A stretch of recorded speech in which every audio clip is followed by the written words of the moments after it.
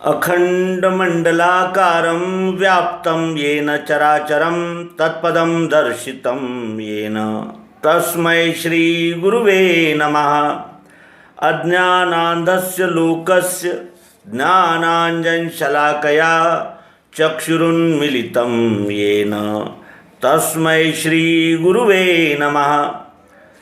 अध्यात्म विश्व विज्ञान यूट्यूब चैनल पर अपने सभी प्रेमी मित्र, आचार्य, गुरुजन और हमारे टीम के सभी सदस्यों का हार्दिक स्वागत समादर करते हैं। मित्रों, किसी भी क्षेत्र में हो, जब हम प्रावीण्य प्राप्त कर लेते हैं या किसी दिशा में कुछ तप, कुछ अभ्यास, कुछ प्रयत्न, कुछ सफलताएं प्राप्त कर लेते हैं, तो आप ही आप हम में कुछ न कुछ अभिमान, गर्व की उत्पत्ति होती ही है।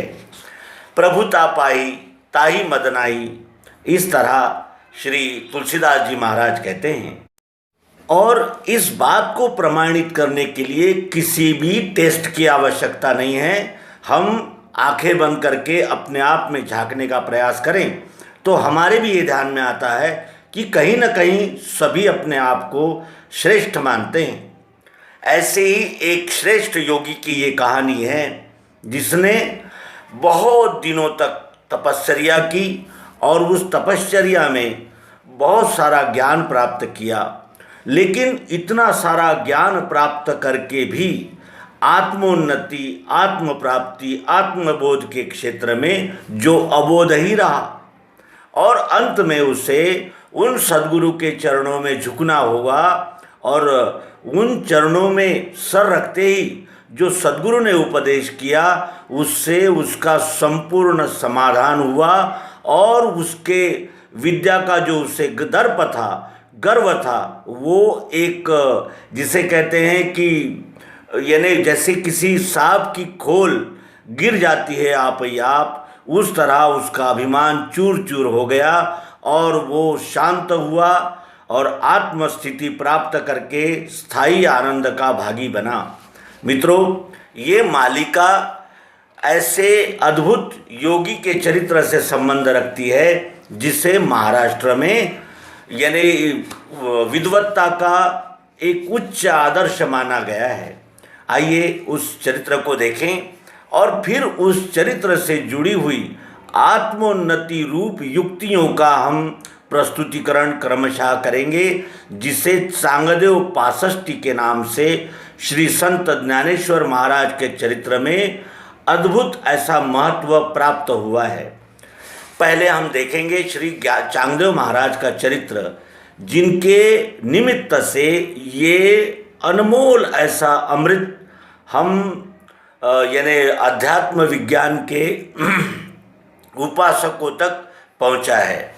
नारायण डोह नाम के एक पुण्य क्षेत्र में मुधोपंत नाम का एक यजुर्वेदी ब्राह्मण रहते थे। उनका कुलशील बहुत अच्छा था और उनकी ओर गांव के इन्हें जिसे मुनीम जी कहते हैं, उनका कार्य उनकी ओर था और उन्हें एक पुत्र हुआ जो बचपन से ही अत्यंत रूपवान, गुणवान और सुलक्षणी था। धार्मिक संस्कार करके माता पिता ने उसका नाम चांगदेव रखा और ये पुत्र इस तरह इन्हें अद्भुत विद्वान और जिसे कहते हैं कि निश्चयी और अध्यात्म विद्या को प्राप्त करने के लिए सदैव प्रयत्नशील ऐसा महान व्यक्ति बना आगे चलकर। और इसने बचपन से ही इसमें असामान्य बुद्धिमत्ता प्रकट होने लगी। बचपन में ही उसे व्रतबंध दीक्षा दी गई और गुरुजी ने उसे गायत्री मंत्र और संध्या कर्म इसकी यानी उपदेश किया। और आश्चर्य की बात यह है कि केवल 3 बार बताने पर ही उस नन्हे चांगदेव ने संध्या पाठ करके गुरुजी को चकित कर दिया और ऐसे अलौकिक बुद्धि के बच्चे को पढ़ाते हुए गुरुजी को कितनी यानी प्रबल यानी ये करना पड़ा होगा, यानी जिसे कहते हैं कि आनंद होता होगा, ये कल्पना करने की बात है मित्रों। और उसी प्रज्ञावंत गुरु जी के पढ़ाने के अनुसार चांगदेव ने अत्यंत छोटी ही समय में चारों वेद, छह शास्त्र इनका सार्थ और विवरणात्मक अभ्यास पूर्ण किया। उसके अनंतर उसने उपवेद, उपशास्त्र, 18 पुराण, व्रत, उद्यापन, व्रतों की कहानियाँ, अध्यात्म, इतिहास, क्षुद्र मंत्र, क्षुद्र विद्या आदि का भी अभ्यास पूर्ण किया और इस तरह वो 14 विद्या और 64 कलाओं में निष्णात हो गया।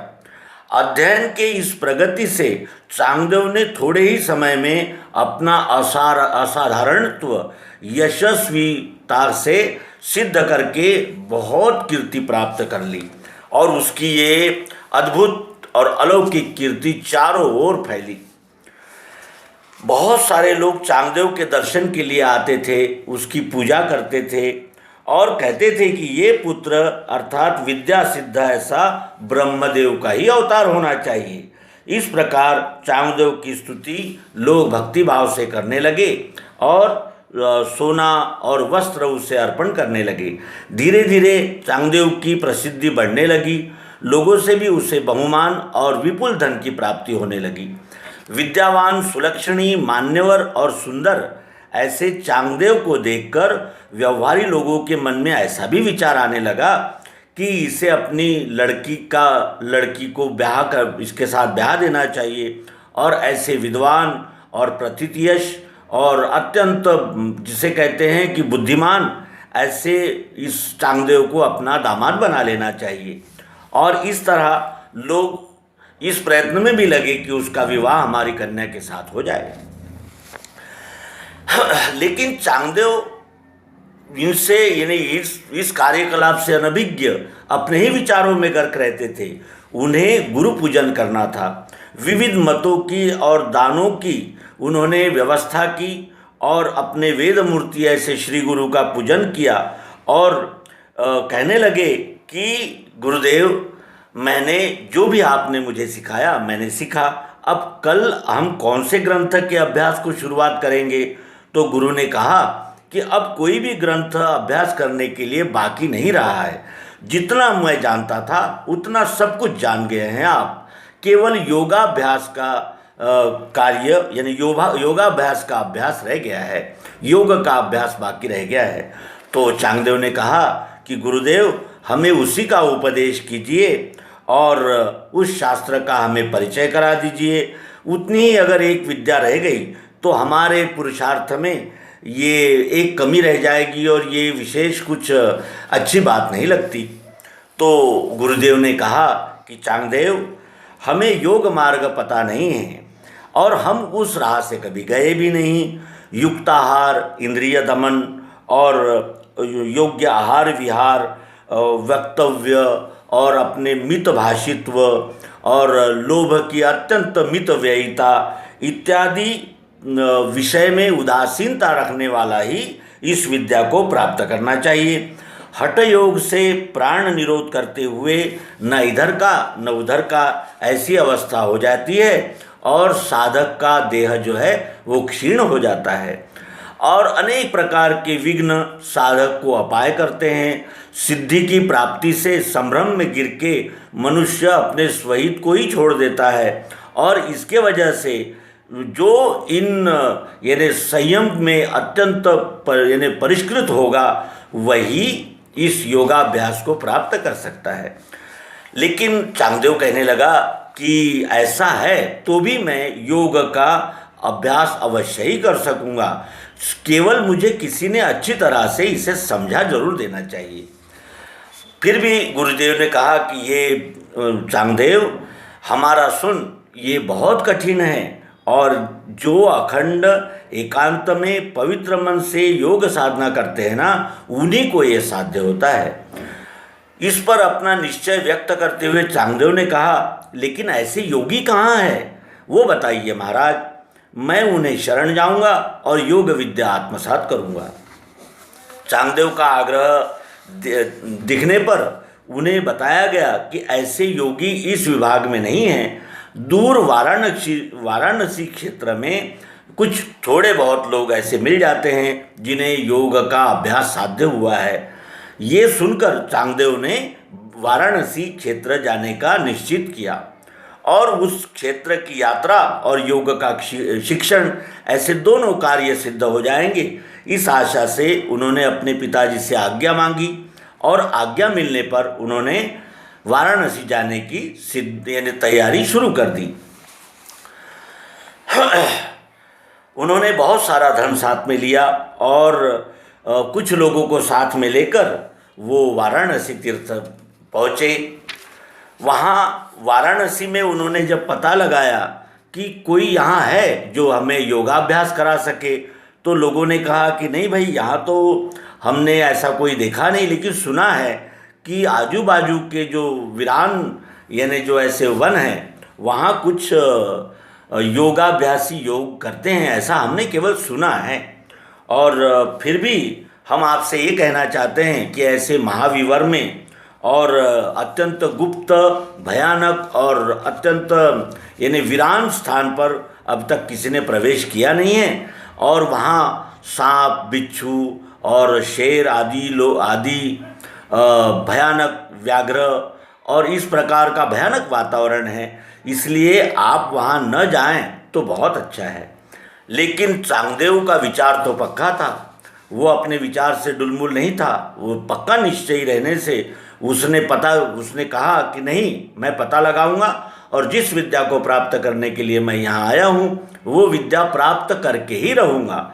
ऐसा निश्चय करके वो भयानक जंगलों में भटकने लगा और योगाभ्यास की तीव्र उत्कंठा उसके हृदय में थी, इसलिए वो और अधिक तलाश करने लगा। उसने अपने साथियों से कह दिया था जो उसके साथ आए थे कि आप 1 महीने तक मेरा इंतज़ार करना, अगर मैं 1 महीने में नहीं लौटा तो समझ लेना कि मुझे समय लगेगा और आप लोग अपने यानी स्थान पर निकल जाना। इस प्रकार कहा और वो भयानक जंगल में प्रवेश किया उसने और उसे एक योगी एक गुफा में रहते हैं ऐसा पता चला। उस गुफा में वो प्रवेश किया उसने और उसको देखते ही वो उस योगी ने प्रश्न किया कि बेटे, आप यहाँ कैसे पहुँच गए? यहाँ तो अच्छे अच्छे धुरंधर नहीं आ पाते, आप कैसे आ गए? तो चांगदेव ने कहा कि मैं आपके ही आशीर्वाद से और कृपा से ही यहाँ तक पहुँच सका हूँ और मैं सभी विद्याओं को प्राप्त कर लिया है मैंने, लेकिन योगाभ्यास का मुझे परिचय नहीं है और योगाभ्यास मैंने अब तक प्राप्त नहीं किया है। वही एक विद्या पढ़ने की रह गई है महाराज, इसीलिए मैं आपकी शरण में आया हूँ, आप मुझे उपदेश दीजिए। स्वामी महाराज ने विचार किया कि जब ये इतना बुद्धिमान और विद्वान लड़का मुझसे अपने योगाभ्यास के विषय में पूछ रहा है तो मेरा भी ये कर्तव्य बनता है कि मैं ये विद्या इसे सौंप दूँ। इस तरह उस महान योगी ने इनका स्वीकार किया और इन्हें यम, नियम, आसन, प्राणायाम, प्रत्याहार, ध्यान, धारणा, मुद्रा आदि सिखाए। रेचक, पूरक, कुंभक, त्राटक आदि सिखाया। पवन अभ्यास कैसे करना चाहिए ये भी बताया और धीरे धीरे करते हुए चांगदेव ने उन विद्याओं को आत्मसात किया, उसमें प्रावीण्य प्राप्त किया। और इस तरह वो गुरु महाराज भी विस्मित हो गए कि ये कितना बुद्धिमान लड़का है कि इसने अत्यंत अल्प समय में ही योगाभ्यास सिद्ध कर लिया। और इस तरह अपने गुरु का यानी उन्होंने प्रेम प्राप्त किया और उनसे विदा ली और साथ ही ये भी कहा कि आपको अगर मेरी परीक्षा लेनी हो तो आप ले सकते हो। उसने 14 चक्र का भेद किया। भ्रमर गुम्फा जो योगाभ्यास में महत्वपूर्ण विषय माना जाता है उसमें उसने स्वयं को स्थिर किया और यानी जिसे अष्ट चक्र होते हैं उनका भी उसने अतिक्रमण किया। इस तरह वो योगाभ्यास में भी यानी प्रावीण्य प्राप्त करके अपने गांव लौटा।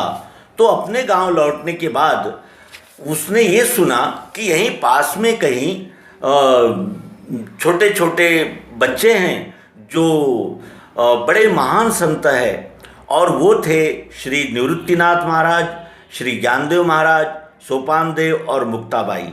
ये 4 बच्चे एक गांव में रहते हैं और वो महान संत है और उनसे उनकी कीर्ति सुनकर चांगदेव के भी मन में ये आया कि मैं भी उनसे जाकर मिलूं। लेकिन उसे जो प्राप्त की हुई विद्या थी उसका अभिमान था, तो उसने ये सोचा कि मैं तो उम्र में बहुत बड़ा हूँ और ये बच्चे तो बड़े छोटे छोटे हैं, तो इनको मैं क्या लिखूं, किस तरह इनसे मिलने के लिए इनसे संपर्क करूं। तो उसने बहुत सोचा। उसने सोचा कि लोग कहते हैं कि महान हैं और उम्र में छोटे हैं, तो क्या मैं इसे आशीर्वाद लिखूं इन बच्चों को कि नमस्कार लिखूं। इसी ऊहापोह में उसने वो एक कोरा कागज़ एक दूत के हाथ में रखा और कहा कि ये ले जाकर आप उन संत महात्माओं को जो बाल संत है उनको दे दीजिए। और वो कागज़, कोरा कागज़ जब उन संतों तक पहुंचा तो क्या हुआ और वो चांगदेव का गर्व कैसे हरण हुआ और चांगदेव को श्री ज्ञानदेव महाराज ने क्या उपदेश किया, इसी विषय में ये हमारी ये मालिका है। 65 जिसे कहते हैं चरणों का ये उपदेश है। हम क्रमशः अपने पाठकों तक इसको पहुंचाएंगे और आशा है कि आप भी उसको मन, बुद्धि, चित्त और अहंकार इनको निर्मल, शुद्ध और एकाग्र करके इसका आनंद लेंगे। इस अपेक्षा के साथ ये मालिका का पहला अंक समाप्त करते हैं। नर्मदे हर, सद्गुरु भगवान की जय।